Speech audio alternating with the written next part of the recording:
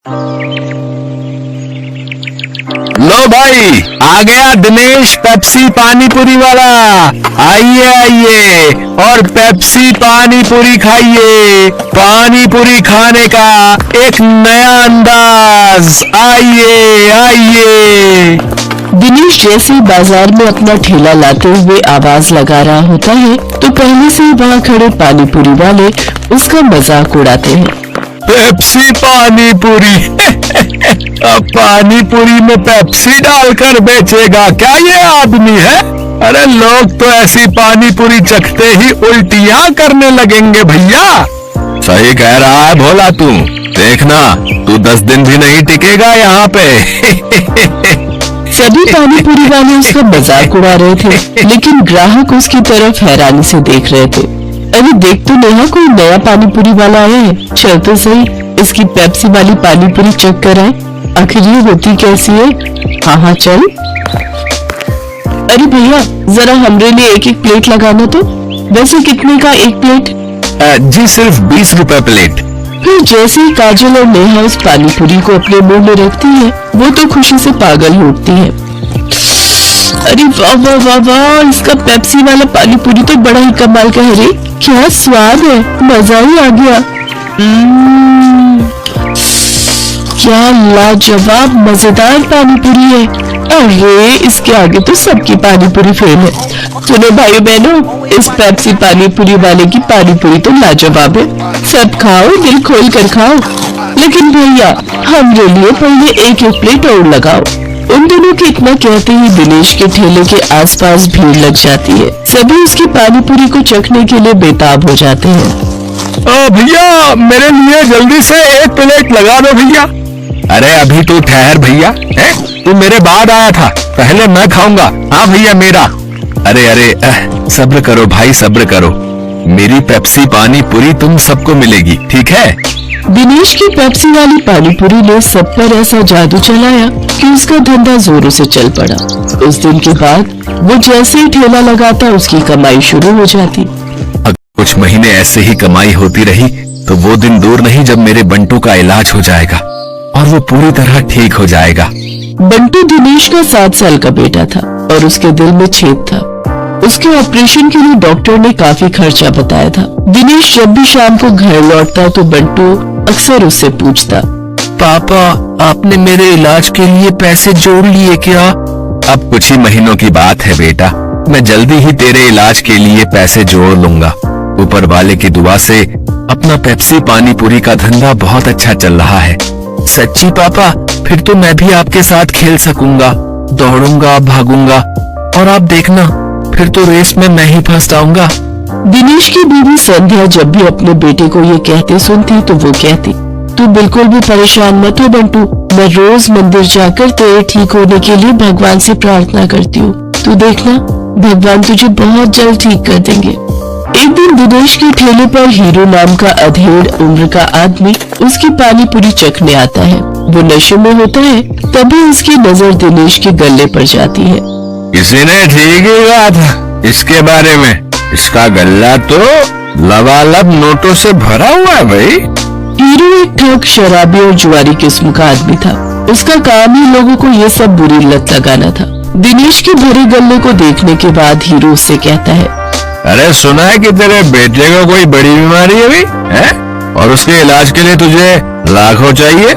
हाँ भाई सही सुना है, मुझे मेरे बेटे के इलाज के लिए कई सारे पैसों की जरूरत है। तो तुझे क्या लगता है इस ठेले से तू लाखों रुपए कम समय में कमा पाएगा? इसके लिए तो तुझे कई साल लग जाएंगे। हाँ लेकिन इसके अलावा मैं और कर भी क्या सकता हूँ भाई? देख इसमें मैं तेरी मदद कर सकता हूँ। अगर तुझे हफ्ते भर में ही 5 लाख रुपए कमाने हो तो मुझे आकर मिल लेना। ये रहा मेरा पता, ठीक है ना? अच्छा अब मैं चलता हूँ, ठीक है भाई? आखिर ऐसा कौन सा रास्ता है इसके पास जो ये मुझे एक हफ्ते में इतने पैसे कमा कर दे देगा? खैर मुझे क्या, मुझे तो बस अपने बेटे के इलाज के लिए पैसे से मतलब है। एक काम करता हूँ, एक बार जाकर इससे मिल ही लेता हूँ। यही सब सोचकर एक दिन दिनेश जाकर हीरो से मिलता है। हीरो उसे ऐसे सपने दिखाता है कि दिनेश ज्यादा पैसे कमाने के लालच में उनके साथ जुआ खेलने लग जाता है। कल मैंने 1000 रुपए लगाकर 2000 कमाए थे। ऐसा करता हूँ आज ठेले की सारी कमाई ही लगा देता हूँ, एक दिन में डबल कमाई हो जाएगी। धीरे धीरे दिनेश को जुए के साथ साथ शराब की लत भी लग जाती है। शराब की लत उसे ऐसी लगती है कि उसका अपने काम में मन ही नहीं लगता और वो ठेले पर खड़ा होकर भी शराब के नशे में डोलता रहता है। भैया एक प्लेट लगा लो तो। अरे लगता है इस आदमी ने तो शराब पी रखी है। चलो चलो, हमें नहीं खानी इसकी पानी पूरी, चलो दूसरी वाली पानी पूरी खाने चलते हैं। धीरे धीरे दिनेश के सभी ग्राहक कट जाते हैं और वो सभी दूसरे पानी पूरी वालों के पास जाकर पानी पूरी खाते हैं। ये देख भोला और राजू बहुत खुश होते हैं। देखा भोला, अपनी चाल कामयाब हो गई ना। बिल्कुल सरकार, अब देखना उसकी पानी पूरी की तरफ तो कोई देखेगा भी नहीं, सब अपनी ही पानी पूरी खाएंगे। कुछ दिन ऐसे ही बीतते जाते हैं। अपने धंधे को मंदा देख दिनेश शराब और जुए की लत में और डूब जाता है और उसका बचा खुचा धंधा भी चौपट हो जाता है। ये सब देख संध्या और बंटू बहुत दुखी होते हैं। फिर बंटू अपनी माँ से कहता है, माँ, अब तो मैं कभी भी ठीक नहीं हो पाऊंगा ना। पापा तो अब सारे पैसे शराब और जुए में ही उड़ा देते हैं। तू परेशान मत हो मेरे लाल, बस ऊपर वाले पर भरोसा रख, एक दिन सब कुछ ठीक हो जाएगा। सारा दिन नशे में धुत रहने और धंधा चौपट होने के कारण दिनेश के घर में खाने पीने के भी लाले पड़ जाते हैं। माँ, अब तो घर में खाने के लिए भी कुछ नहीं बचा। अब तो लगता है भूख से ही हम सब मर जाएंगे। ऐसा नहीं कहते मेरे बच्चे, सुख दुख तो जीवन का हिस्सा है। आज बुरा वक्त आया है, कल अच्छा वक्त भी आएगा।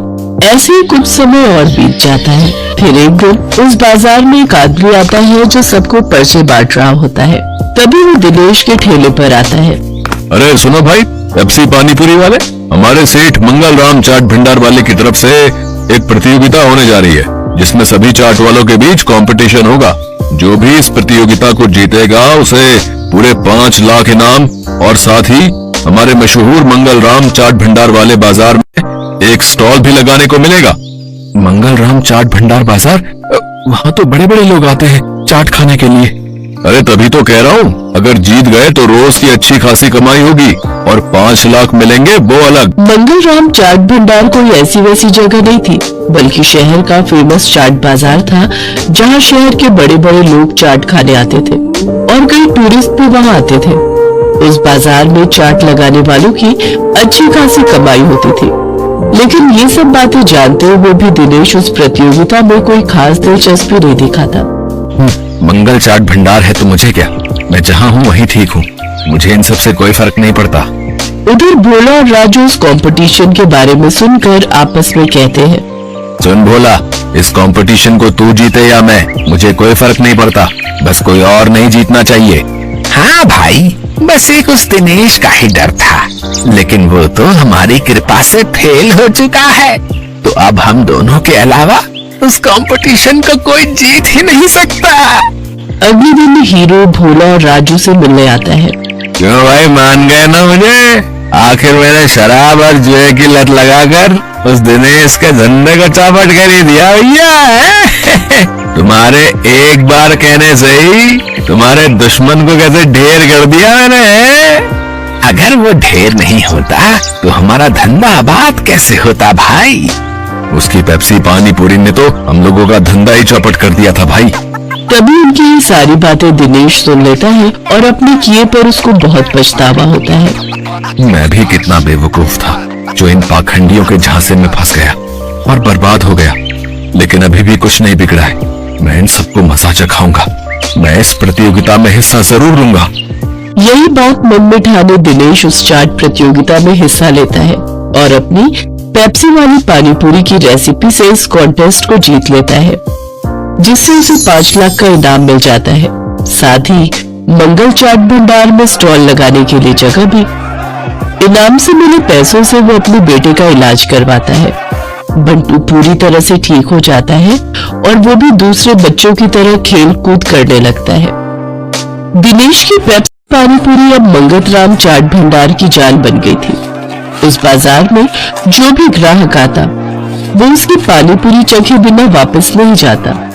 उसकी तरक्की देख राजू, भोला और हीरो को अपनी करनी पर बड़ा पछतावा होता है।